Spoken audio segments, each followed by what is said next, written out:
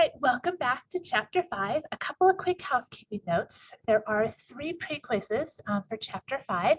And then in terms of Excel, you do want to check and make sure you still have the data analysis and solver packages downloaded. Sometimes when Excel updates, they seem to disappear. They're really quick and easy to add back, and those instructions are on Canvas if you need to do that. All right, so in Chapter 4, we looked at scatter plots. And once we've made a scatter plot and found that it has a pattern, a useful thing to do with that is to fit a line or curve to the data. This will allow us to make predictions about missing values as well as future values within reason. And we'll talk about that in this chapter. These lines or curves help us to know what to expect with the data, as well as making it easier to see values that don't fit the pattern. So outliers and influential points.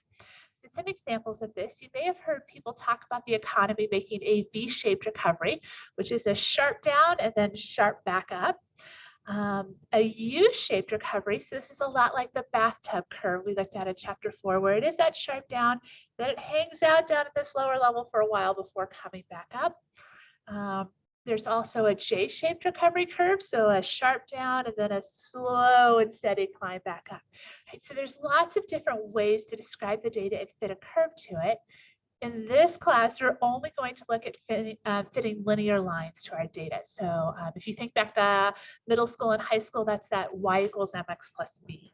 So if you are interested in fitting something more sophisticated, you could definitely take more statistics classes to look at that.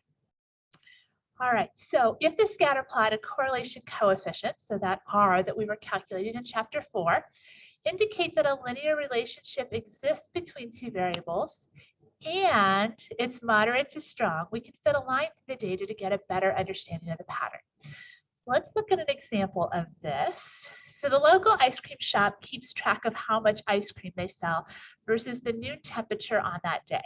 Okay, so we would probably predict that the hotter it is, the more ice cream they're going to sell.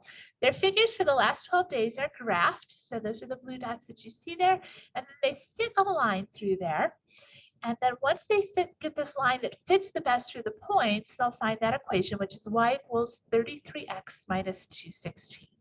So then we can use that line to do some predictions and some other analysis with this data. So come back in the next video, we'll look at how to use that to make predictions.